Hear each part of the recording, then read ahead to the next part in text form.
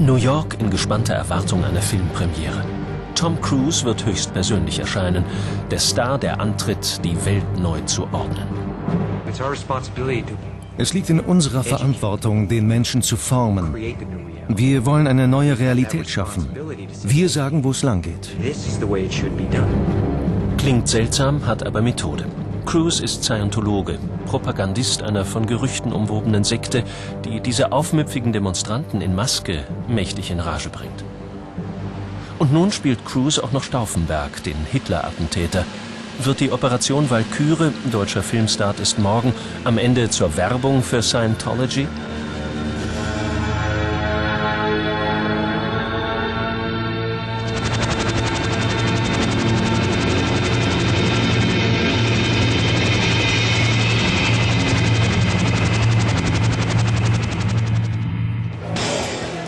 In New York Riesengedränge. Gleich muss er kommen. Über 100 Kamerateams aus aller Welt. Im Obergeschoss eines Einkaufszentrums ist, abgeschirmt von der Öffentlichkeit, der rote Teppich entrollt. Geschlossene Gesellschaft. Hauptsache, die Gestalten mit den Masken bleiben draußen. Die verhassten Spaß-Guerilleros, die sich die Anonymen nennen. Und Cruise und Co., die Scientologen dieser Welt, einfach nicht ernst nehmen wollen. Derweil lässt sich Tom Cruise wenige Meter weiter als Stauffenberg feiern. Unliebsame Fragen werden abgebügelt. Hat ihm Scientology Kraft gegeben während der Dreharbeiten? Ich verstehe diese Frage nicht. Der Mann ist ein geschulter Profi. Und der Stauffenberg-Film ist besser als zu befürchten war, auch wenn die Dialoge nicht immer tiefsinnig sind. Ich betreibe Hochverrat mit allen mir zur Verfügung stehenden Mitteln. Kann ich auf Sie zählen? Ich mache alles. Alles ist ein sehr gefährliches Wort. Eine seltsame Apparatur, das sogenannte E-Meter, das Allerheiligste aller Scientologen. Eine Art Lügendetektor, mit dem die Organisation ihre Mitglieder, und das sind laut Scientology weltweit 10 Millionen, regelmäßig überwacht, Schuldbekenntnisse einfordert. Kritiker und Aussteiger empfinden es als blanken Hohn, dass Cruise, das Sprachrohr der Scientologen, mit all seiner Spielkunst in die Rolle eines Mannes schlüpft, der seinen Widerstand gegen ein totalitäres System mit dem Leben bezahlte. Es ist eine Farce, weil Scientology ist ein diktatorisches, unterdrückerisches System. Hier versucht ein Verführer abzulenken von dem, was Scientology macht. Der ganze Film war dazu gedacht, eben in Deutschland den Einfluss von Scientology zu vergrößern.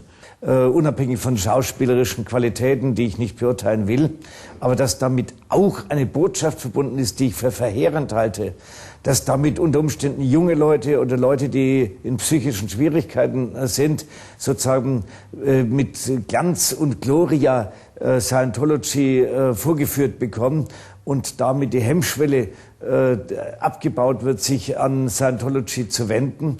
Und dann ist man sehr schnell in den Fängen und kommt nicht mehr heraus. Prominente sind für Scientology enorm wichtig, weil sie sind ja die Aushängeschilder. Wenn Tom Cruise, dieser tolle Typ, Scientology macht, dann kann es ja nicht so schlimm sein. Die Sache muss erfolgreich sein. Die Art, wie Cruise als Scientologe redet, erinnert an alte Propagandareden. Nun sagt schon, wollen wir diesen Ort säubern? Wir zählen auf euch.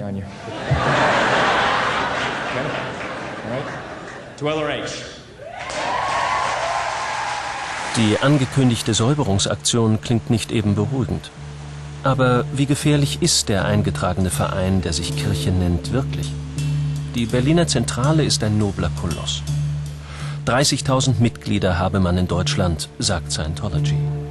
Der Verfassungsschutz, der die Organisation seit Jahren im Auge hat, spricht allerdings von rund 6.000. Hier waren wir verabredet. Wenige Stunden vor Drehbeginn wurden die Interviewzusagen zurückgezogen. Der Sendetermin am Vorabend des Walküre-Starts in Deutschland sei unpassend. Wir sollten die Dokumentation verschieben, wollten wir aber nicht. Also machten wir uns auf die Suche nach Insidern und Experten, die uns die scientologische Lehre und deren Praxis erläutern. Da gibt es so Sätze wie, wir sind die einzigen Menschen, die das Recht haben zu richten. Wenn das ein islamischer Imam in einer Moschee sagt, wird er als Hassprediger ausgewiesen. Die Scientologen in Deutschland kriegen das in den Kopf gedrillt. Also es ist wie bei vielen dieser totalitären Ideologien nichts anderes. Es gibt eine Menschenrasse, bei Hubbard heißt das Art von Mensch, die in die Lage versetzt werden durch das Training bei Scientology, dass die einzigen zu sein, die das Recht haben, über andere zu richten. Scientology ist eine Organisation mit einem totalitären Anspruch. Sie dulden keine Kritik. Sie dulden es aber noch nicht mal gleichgültig zu sein. Sie wollen nur Unterstützer. Und diejenigen, die dazu nicht bereit sind, die sollen entweder umerzogen werden oder in Quarantänelager gesteckt werden und 2,5% jeder Rasse sollen vernichtet werden, weil die unheilbar kritisch sind. Vernichtet? Wo steht das? Das steht in Anweisungen von Hubbard. L. Ron Hubbard, 1911 bis 1986, der Begründer von Scientology, sah in jedem Gegner seiner Organisation einen Menschen mit krimineller Energie. Widerspruch ist unstatthaft, stört die Harmonie, die Scientology, etwa in diesem Werbestreifen, seinen Mitgliedern verspricht.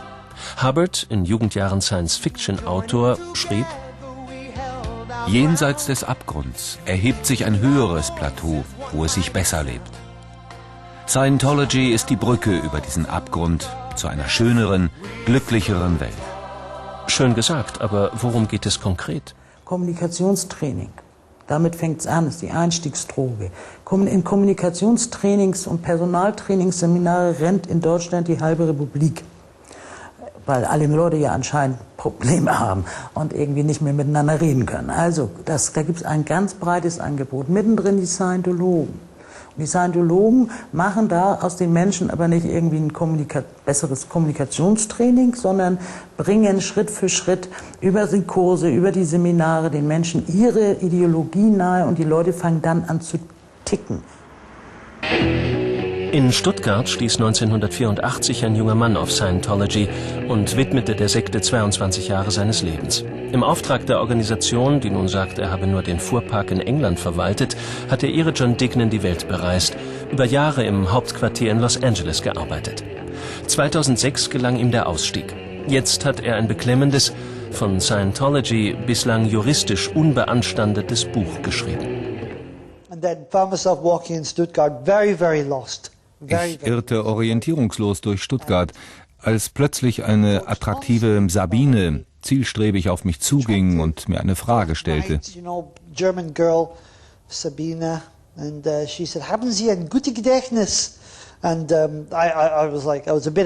war verwirrt und erklärte ihr, dass ich kein Deutsch verstehe. Also redete sie auf Englisch weiter und forderte mich auf, ihr zu folgen.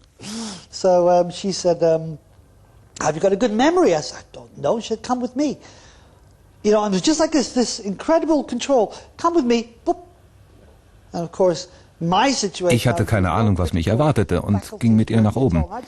Ich machte dann diesen OCA-Persönlichkeitstest. Und siehe da, in der Auswertung, die sie mir vorlegten, lag ich ganz am Ende der Skala. Die Scientologen sagten mir daraufhin sehr direkt, dass ich schwerwiegende Probleme habe, sogar sterben könnte. Es werde einmal bös enden mit mir. Scientology sei der einzige Ausweg, der mir jetzt noch helfen könnte. Troubles and you are going to die almost and everything's terrible unless you do Scientology. It's the only thing that's going to help you.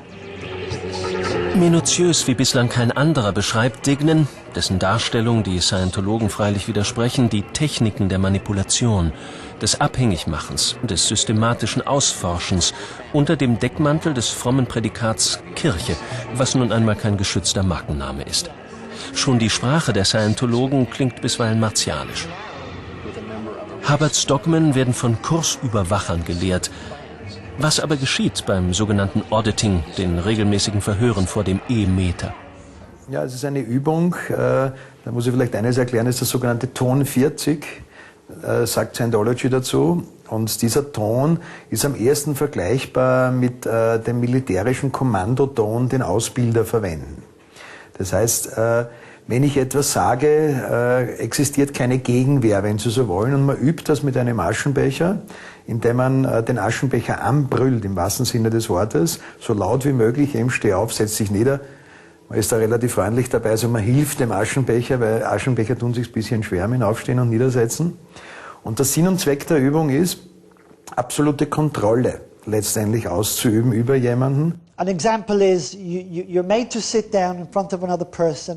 wird zum Beispiel dazu gezwungen, sich vor eine andere Person zu setzen und ihr in die Augen zu starren. Man darf sich selber nicht bewegen. Dann beschimpfen dich diese Menschen, fuchteln vor deinem Kopf herum oder machen dich lächerlich. Sie können alles mit dir anstellen, was sie wollen. Nur anfassen dürfen sie dich nicht. Du aber darfst nicht mal mit den Augen zwinkern.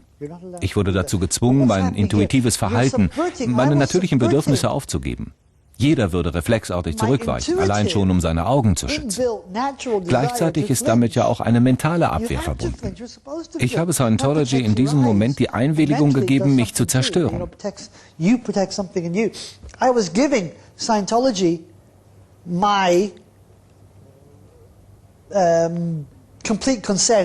Genau das haben sie mit mir gemacht. Genau das ist der Sinn dieser Übungen. Einem Scientologen kann man sein Todesurteil vorlesen und der wird mit keiner Wimper zucken. Das ist der Sinn und Zweck dieser Übung. Also, dass man alles über sich ergehen lässt, ohne irgendwie zu reagieren. Also weder äußerlich durch Wimpernzucken oder sonstiges Zucken, noch emotional. Also, dass man komplett, wenn man so möchte, abgestumpft wird. Auf der einen Seite, das erkennt man aber nicht unbedingt, wenn man die Übung macht. Man erkennt, währenddem man das macht, eigentlich nur, oder das wird einem auch immer wieder vermittelt und man wird bestärkt darin, dass man einfach, wie man sagt, unheimlich cool wirkt auf die Umwelt. Auch der Österreicher Wilfried Handl hat eine lange scientologische Leidensgeschichte. 28 Jahre. Erst 2002 nach einer Krebserkrankung gelang ihm, der in der Organisation einmal ein hohes Tier war, der endgültige Absprung. Scientology sagt, man habe Handl selber rausgeworfen. Ich habe die Organisation in Wien geleitet, die war also damals noch relativ groß. Das waren also über 90 Mitarbeiter und deren, englisch ausgedrückt, Executive Director war ich. Er hat, sagt er heute freimütig, mitgewirkt in einem System totaler Kontrolle. An das E-Meter geglaubt. Scientology spricht von einem religiösen Gerät.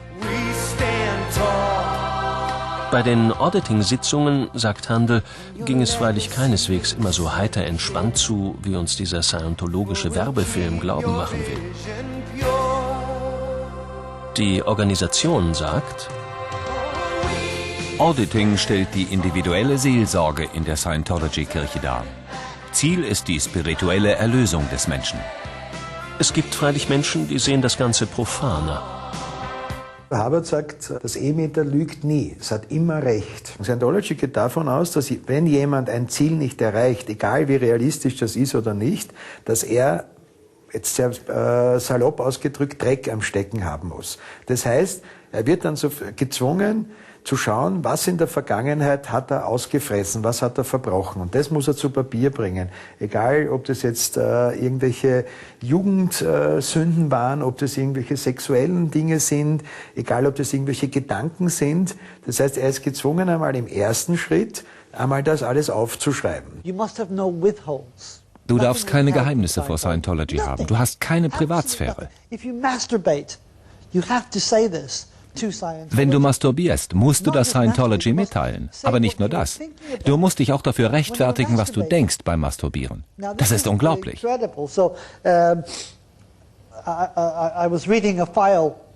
Ich habe eine Akte einer ziemlich wichtigen Frau bei Scientology gelesen. In der stand, dass sie in der vergangenen Nacht einen Orgasmus gehabt hat.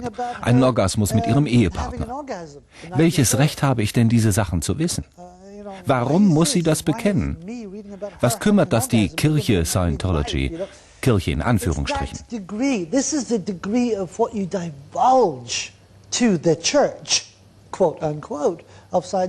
Wenn das E-Meter sagt, nee, der hat noch immer Leichen im Keller, die er nicht sehen will oder nicht ausspucken will, dann gibt es die Strafverschärfung der sogenannten Sicherheitsüberprüfung. Das heißt, da sitzt man dann hinter dem E-Meter und bekommt dann Fragen gestellt.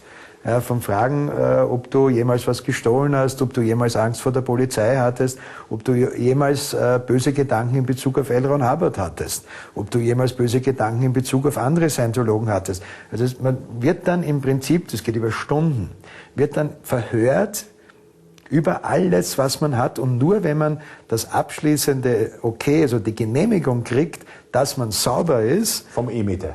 Vom E-Meter. Das E-Meter bestimmt, was ist oder nicht ist. Ja? Und wenn das E-Meter Ja sagt, dann ist man quasi befreit. Das heißt aber nicht, dass man nicht in 3 Wochen wieder vor dem E-Meter sitzt. Diese Auditing-Sitzungen sind eine der zentralen Psychotechniken in Scientology, die Leute ja auch in einen Zustand versetzen, wo sie gar nicht mehr wissen, was sie eigentlich machen, also was sie auch erzählen. Also man muss sich das wirklich vorstellen, es wird auf die Art und Weise der gläserne Mensch schlechthin geschaffen. Weil diese Dinge werden ja nicht weggeschmissen, das wandert dann in die Akte. Wie aber begegnet man der scientologischen Gefahr? New Yorks Anonyme, die mit den Masken, haben eine ganz eigene Antwort gefunden.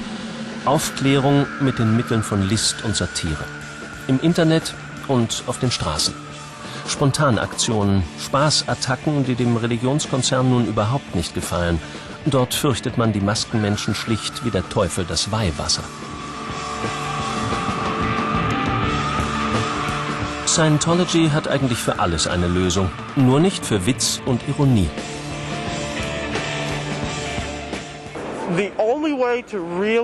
Der einzige Weg, mit Leuten umzugehen, die ein derart übertriebenes Selbstverständnis haben wie die Scientologen, ist, sie zu verspotten. Wir wollen diese Leute nicht verfolgen und wir hassen sie auch nicht. Wir machen uns lediglich über sie lustig.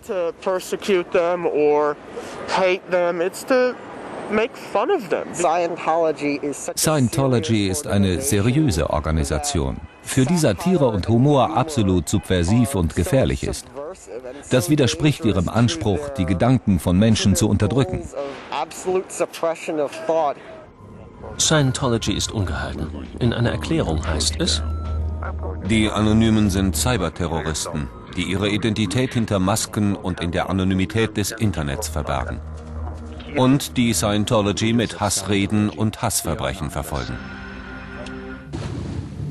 Doch die Spaßbewegung scheint kaum mehr zu stoppen. Selbst in den Sonnenstadt Florida sind die gefürchteten Maskenträger vorgedrungen. Clearwater, das Mekka der Scientologen, das, Zitat, spirituelle Zentrum der Scientology-Kirche. Die pompöse Architektur suggeriert, uns kann nichts erschüttern. Oder aber doch? 13. März 2008. Für Scientologen so etwas wie Weihnachten.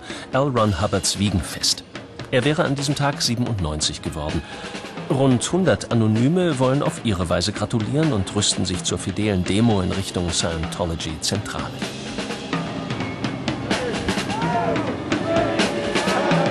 Sollen Hubbards Jünger doch vor ihren E-Metern sitzen, den Tetan, den ewig währenden Geist beschwören und auditieren, bis der letzte Orgasmus protokolliert ist.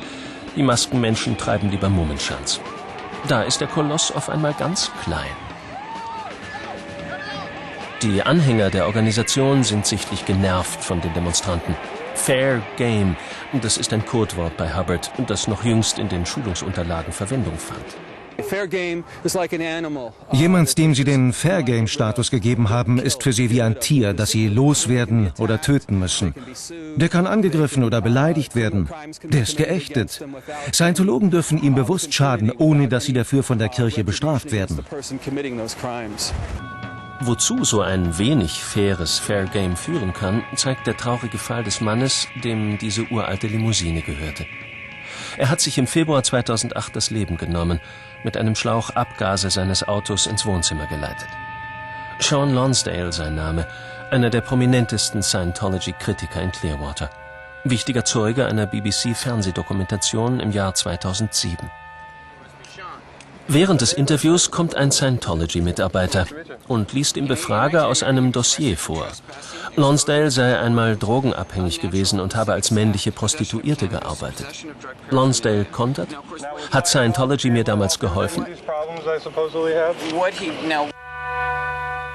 Seit ein paar Jahren schon ist der passionierte Fotograf und Filmer den Scientologen ein Dorn im Auge. Lonsdale selber hat dokumentiert, wie sie ihn verfolgt haben. Fair Game. Überall in der Stadt haben sie kleine Steckbriefe ausgehängt, die über Lonsdales Vergangenheit informierten.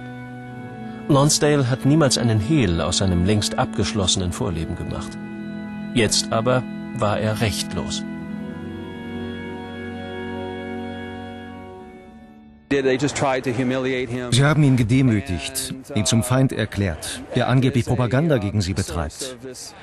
Sie haben andere Leute aufgestachelt, ihn zu meiden und nicht mehr mit ihm zu sprechen. Was hat Lonsdale getan? Er hat gefilmt und Flugblätter verteilt. Scientology hat ihn dafür selbst bei seinem Arbeitgeber angeschwärzt. Scientology hat Sie über seine Vergangenheit aufgeklärt? Ja. Was denken Sie über diese Vorgehensweise?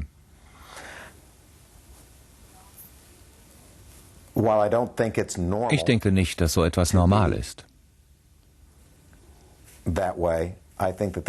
Ich denke, dass Scientology sehr besorgt darüber war, dass Sean Lonsdale ihrem Ruf schaden könnte. Diese Leute wollten, dass ich meinen Angestellten fallen lasse. I don't know. I know it's not normal for what they did, for them to call an employer down. Scientology weist jede Verantwortung für den Tod des armen Sean Lonsdale von sich. Man habe doch in der letzten Zeit gar keinen Kontakt mehr zu ihm gehabt. Seine Freunde aber sagen, er hat sich von den Attacken der Scientologen, von der öffentlichen Bloßstellung seiner Person nie wieder erholt.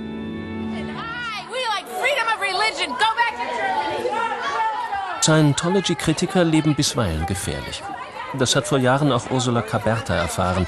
Als sie auf dem Flughafen in Tampa ankam, stand schon eine Meute aufgebrachter Scientologen am Gate. Sie solle wieder nach Hause fliegen. Ihren Vortrag hat sie dennoch gehalten.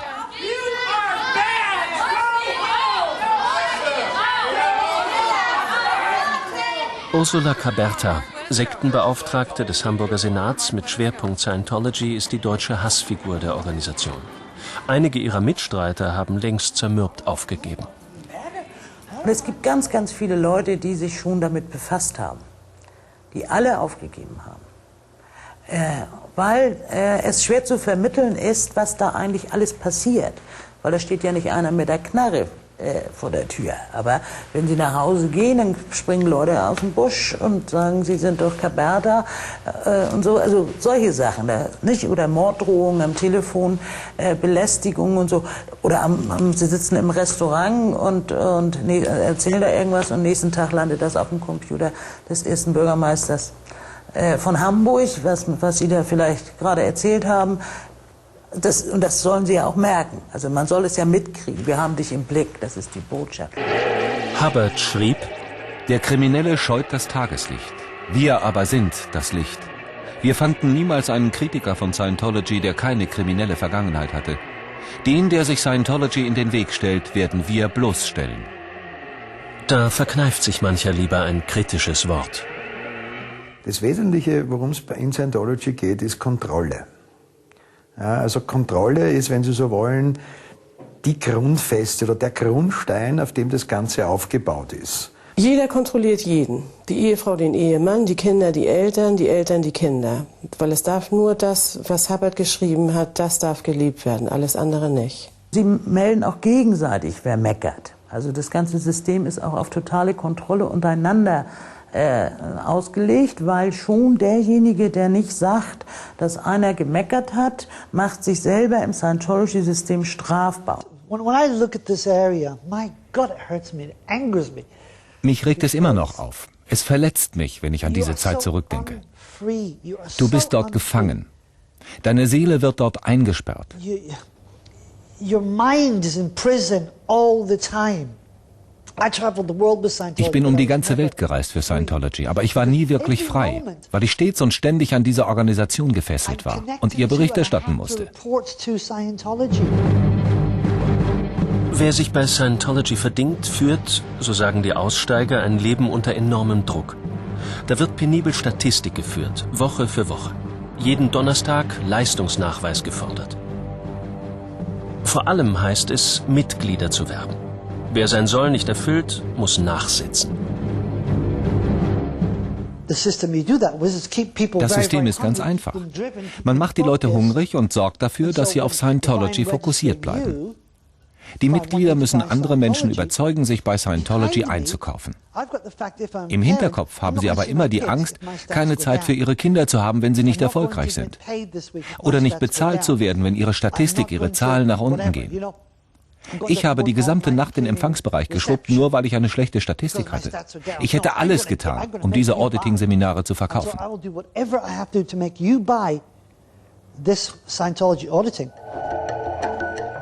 Sie werkeln wie emsige Ameisen. Aussteiger sprechen von Ausbeutung pur. Die Arbeitszeit betrage nicht selten 12 Stunden.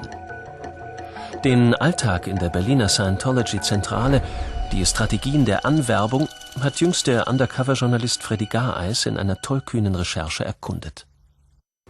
Denen wird zum Beispiel erzählt, dass, wenn sie viel Geld ausgeben, können sie Krebs heilen. Können sie ihren eigenen Krebs heilen, können sie ihr Leben verlängern. Wie wenn Sie Geld ausgeben? Also wenn Sie viel an die Organisation stiften? Oder? Nein, wenn Sie auf der Brücke der Erleuchtung nach oben schreiten, wenn Sie clear werden, wenn Sie über clear hinausgehen, dann können Sie Krebs heilen. Und das ist natürlich, also das darf man den Leuten nicht erzählen. Das wird keineswegs zutreffend sein, dass man den Krebs dann heilen kann. Und wenn den Menschen sowas erzählt wird und das auch noch als Vorgabe benutzt wird, damit, dass sie mehr und mehr Geld ausgeben, um die Brücke weiter hochzukommen, dann finde ich das sehr gefährlich. Vor wenigen Tagen starb der Sohn des Scientologen John Travolta. Er war, behaupten Medien weltweit, psychisch krank. Scientology aber lehnt jede psychiatrische Betreuung ab, Psychopharmaka erst recht. Ist Jet womöglich zum Opfer von Scientology geworden? Scientology bestreitet dies, doch es gibt viele, die anderer Auffassung sind. Here I am again. Somebody else has died in Scientology. Scientology begeht gefährliche Körperverletzungen. Sie verweigern ihren Mitgliedern jede medizinische Versorgung, wenn sie psychisch oder neurologisch krank sind. Sie lehnen eine entsprechende Behandlung ab.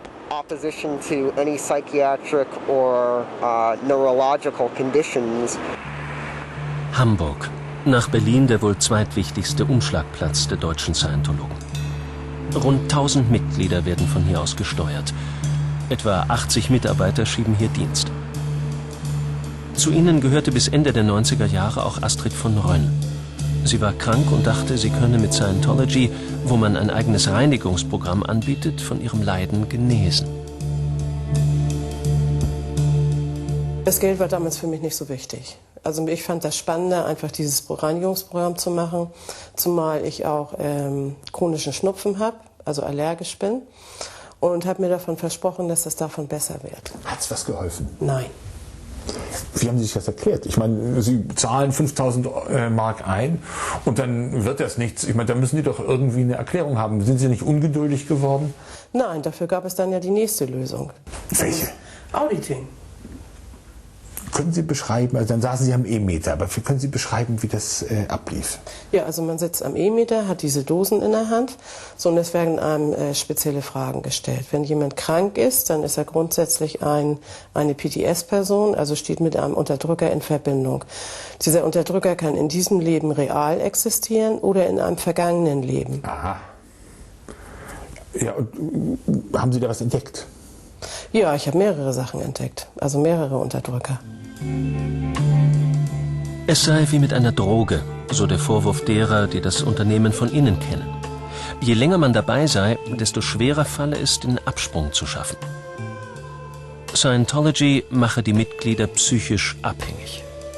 Es wird ja dann relativ rasch verschärft. Also es beginnt mit 20 Euro, man ist also dann blitzartig bei 1.500 Euro, also ist also dann blitzartig bei 50.000 Euro. Das geht also alles innerhalb von, würde ich mal sagen, 1-2 Jahren. Die Brücke der Erleuchtung hat mehr Stufen, als einem lieb ist. Und jede Stufe bringt einen näher an die erste Grenze, die der Clear ist. Und kostet auch was? Natürlich. Jede weitere Stufe kostet Geld. Also jeder Schritt auf der Stufe kostet Geld. Und diese Brücke der Erleuchtung ist laut Hubbard der einzige Weg zur vollkommenen Freiheit in diesem Universum. Dann kommt auch ein bisschen darauf an, wer das ist. Also jemand, der zum Beispiel als Promi gilt, also so die Celebrity-Szene gilt, also ist jemand wichtig, der wird schneller clear und billiger clear als die andere. Also da gibt es eigentlich... Das Fußvolk muss länger schwitzen. Das Fußvolk muss länger herumkaspern. Und werden es vielleicht nie. Wenn man einen Hund hernimmt, ja, und man gibt ihm durchs Halsband ein Stöckchen und hängt vorne an das Stöckchen eine Wurst, wie lang wird der laufen? Und genauso ist es bei einem Scientologen. Was wir immer wieder erlebt haben, ist, dass die Scientologen dann Leute überhaupt nicht loslassen, sondern so lange ausquetschen, bis sie ihr ganzes Geld oder auch das gesamte Vermögen der Familie verballert haben in der Organisation. Die scheuen nicht davor, zurück in die Tasche des anderen zu greifen. Also ich würde einmal sagen, jede Bankauskunft ist relativ diskret im Verhältnis zur Scientology. Also die durchleuchten einen wirklich komplett. Also da wird nicht nur gefragt, wie viele Kreditkarten man hat, wie viele Konten man hat, wie der Kontostand ist, wie die Verwandtschaftsverhältnisse sind, ob Erbschaften zu erwarten sind, ob es ein Haus gibt, das man belehnen kann. Es wird also wirklich, ich weiß zum Beispiel aus meiner eigenen Vergangenheit, es geht dann so weit, dass man also mit der Person auf die Bank geht. Also ich bin mit einigen auf die Bank gegangen, um dort von denen das Geld gleich in Empfang zu nehmen, wenn sie es bekommen haben, damit sie nicht auf irgendwelche blöden Ideen kommen am Weg zu Scientology und vielleicht für irgendwas anderes ausgeben, sondern dass es direkt in den Kassen von Scientology landet. Wer aber kann sich die teuren Kurse bei Scientology leisten? Jedermann, sagt Scientology. Unsere Türen stehen offen. Wer kein Geld für die Hubbard-Lektionen hat, der muss eben Mitarbeiter werden und sich vertraglich über Jahre an die Organisation binden. Wer früher aussteigt, muss die Kurse im Nachhinein bezahlen. Das hat durchaus abschreckende Wirkung.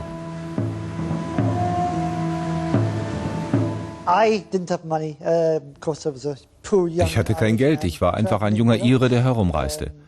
Deshalb haben sie mir nahegelegt, Mitarbeiter zu werden, um mir so meine Auditing-Sitzungen zu erarbeiten. Die einen, die Geld haben, die werden also, wenn sie so wollen, gerupft, und die anderen, die kein Geld haben, die dürfen Mitarbeiter werden. Und zwar der Hauptgrund, dass jemand Mitarbeiter wird, er bekommt die Kurse und das Auditing in Scientology umsonst. Und nachdem ich damals kein Geld hatte, war also mein Weg vorgezeichnet. Ich wurde also Mitarbeiter. Ich musste ja auch Geld verdienen. Und zwar habe ich morgens von 8:30 bis 8:30 gearbeitet in einer Scientologenfirma. Und danach bin ich dann in die Organisation gefahren und habe da nochmal bis 11:30 gearbeitet. Also von morgens früh bis abends um 11:30 hat denn Scientology Sie für Ihre Dienste in der Organisation wenigstens adäquat entlohnt? Nein, natürlich nicht. Was haben Sie verdient? Also ich habe in der Woche so zwischen 60 und 80 Mark verdient. Ja, also kann man sich vorstellen, also von 30 Euro in der Woche kann man nicht nur keine Miete zahlen, da kann man nicht einmal die Zigaretten bezahlen, die man vielleicht braucht. Das heißt, die meisten haben einen Nebenjob. Ja, man steht morgens auf, sieht zu, dass man zur Arbeit kommt, ein bisschen Geld verdient, also Teilzeit, so, dann fährt man in die Org und arbeitet für seine Statistik.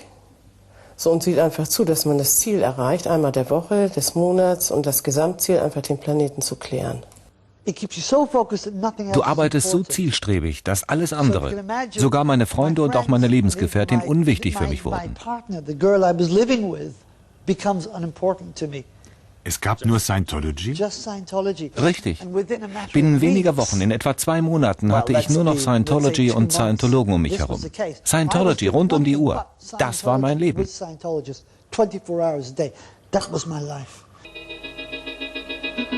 Wer ausbrechen will, dem kann unter Umständen sogar ein Lager drohen.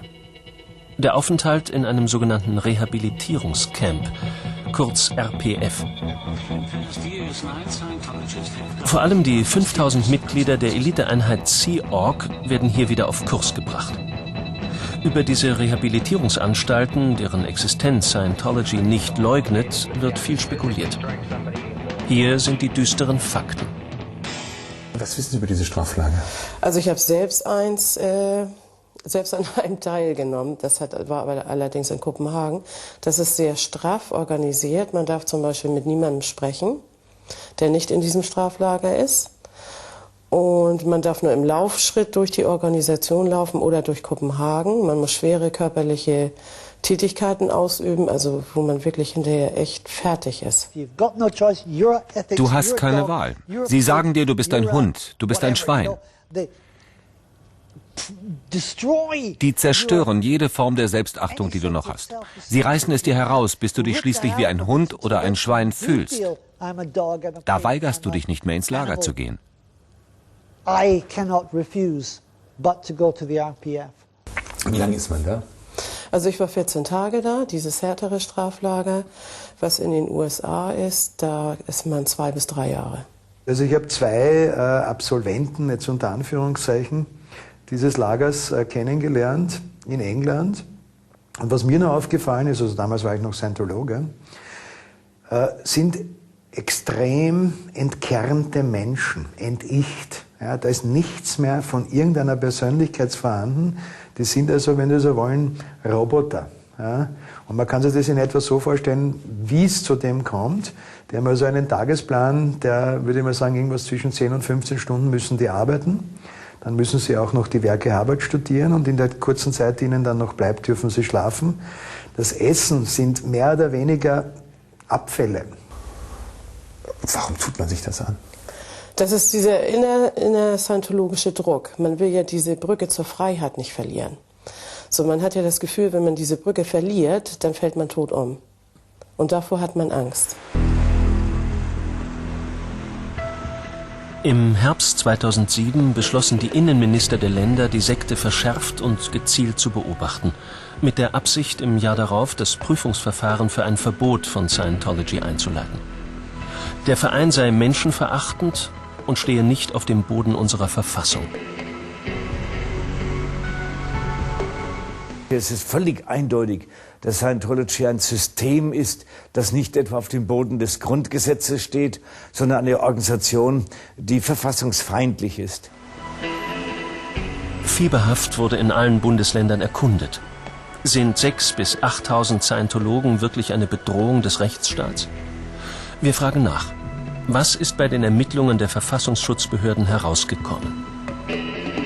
Eine wirklich ernstzunehmende Bedrohung und Gefahr für unsere Gesellschaft im Sinne einer wirklich flächendeckenden oder wirklich substanziellen Neuordnung nach scientologischen Regeln ist nicht wirklich zu befürchten.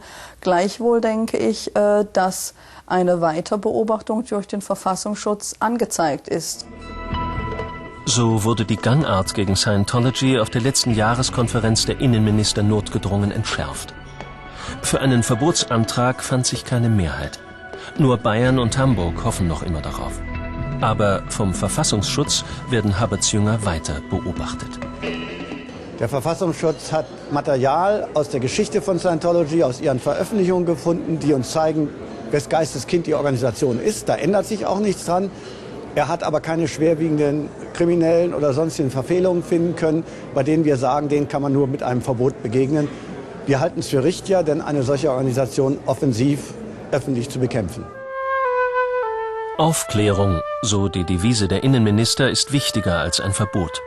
Es gilt die Diskrepanz zwischen der Welt der scientologischen Werbestreifen und dem Alltag in der Organisation öffentlich zu machen, an Schulen, in Firmen und nicht zuletzt in den Medien. Aus den Schicksalen der Aussteiger lässt sich lernen. Für mich ist es einfach eine schmerzhafte Erfahrung gewesen, die ich nicht nochmal erleben möchte, die ich auch meinem schlimmsten Feind nicht gönne. Und ich bin einfach froh, dass ich das geschafft habe, da rauszukommen und dass ich jetzt mein Leben leben kann. Also Sie sind nicht clear, aber clean. Genau so. Ich habe mich entschieden, auf die Universität zu gehen, obwohl ich schon so alt bin. Ich musste lernen, wieder normal zu denken. Ich hatte ja nicht mal eine Ahnung mehr, was normal war. Und jetzt habe ich die Möglichkeit, mit wunderbaren Professoren ein Stück Normalität wieder zu erlangen. Also Verbote machen Menschen neugierig. Viel wichtiger finde ich, dass man Politiker dafür sensibilisiert, dass es Scientology gibt, was für Absichten Scientologen haben, wie sie sich an Menschen heranmachen. Bei Scientology handelt es sich um einen Verein. Dieser Verein wäre nach Grundgesetz aufzulösen, weil er gegen die Strafgesetze gerichtet ist. Das kann man festmachen an der Frage des Wuchers. Die betreiben Lohnwucher, die betreiben Wucher für ihre Kurse. Sie verstoßen gegen das Heilpraktikergesetz und da wären noch ein paar andere Paragraphen in Richtung Betrug zu nennen. Wozu hat man einen Staat, wenn jeder alles machen kann? Und das Hauptproblem ist, dass die meisten Menschen nicht wissen, worum es sich bei Scientology handelt. Man muss also sehr sorgfältig, sehr sorgsam damit umgehen. Und ich würde Scientology nicht einfach so, wenn Sie so wollen, komplett verbieten. Ich würde hergehen und würde mir einfach ansehen, die einzelnen Techniken oder die einzelnen Kurse, die sie anbieten, und die verbieten. Ich bin immer noch wütend und werde Scientology auch niemals vergeben, was sie mir angetan haben. Man sollte ihnen, so wie es im liberalen Europa Brauch ist, aber das Recht geben, sich zu treffen und sich als Gruppe zu organisieren. Das heißt freilich nicht, dass sie Leute täuschen dürfen. Und bloße Narretei ist nach Ansicht vieler Experten, von Theologen vor allem, das Etikett Kirche, mit dem sich der scientologische Verein so gerne schmückt. Niemand wird einen mündigen Bürger daran hindern können, dieser Organisation beizutreten und ihr sehr viel Geld zu vermachen. Nur mit Spiritualität, mit den Fragen nach Dingen jenseits des Hier und Jetzt, hat dieses sehr irdische Unternehmen wenig zu tun.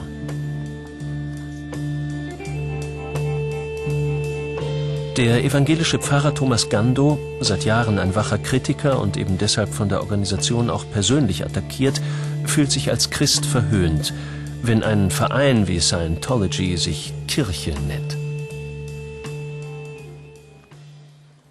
Scientology benutzt das Wort Kirche zur Täuschung von Leuten, weil Leute dann denken, naja, es muss ja irgendwas Religiöses sein. Das ist aber nicht bloß sozusagen eine Markenverletzung, so wie wenn jemand an braune Brause Coca-Cola ranschreibt, sondern hier handelt es sich um einen Glaubensartikel. Kirche ist nicht einfach nur unser Firmenname, sondern das ist ein Artikel in unserem Glaubensbekenntnis. Wir glauben an die heilige, allgemeine christliche Kirche. Und wenn jemand den Begriff der Kirche benutzt, um Erpressung, Ausforschung, Unterdrückung von Leuten, totalitäre Durchsetzung zu propagieren, ist das ein Missbrauch und bringt Schande auf den Namen der Kirche. Für mich ist Scientology völlig eindeutig nicht etwa eine Religionsgemeinschaft, sondern ein Finanzkonzern, der die Leute in seine Macht kriegen will und dann systematisch sie ausbeutet. Ein höchst undemokratischer Verein, aber keine Kirche. Also wenn Scientology eine Kirche ist, dann ist die Mafia auch eine Kirche. Warum? Und zwar, sie ergibt den Menschen Sinn im Leben, das stimmt. Also wenn man bei der Mafia ist, kann man Drogendealer werden oder Kurier oder Geldwäscher, also da gibt es sicher Aufstiegsmöglichkeiten. Bei Scientology ist es ähnlich. Bilder des gestrigen Abends. Deutschlandpremiere von Operation Walküre in Berlin. Auch Tom Cruise, Stauffenberg-Darsteller und Top-Scientologe, ist mit von der Partie. Unweit vom Geschehen versammeln sich uneingeladen maskierte Gestalten. Die Bewegung der Anonymen hat Deutschland erreicht. Die Spaßpartisanen sind da. Sie haben das vielleicht beste Rezept des Umgangs mit Scientology gefunden. Aufklärung und heiteres Verlachen.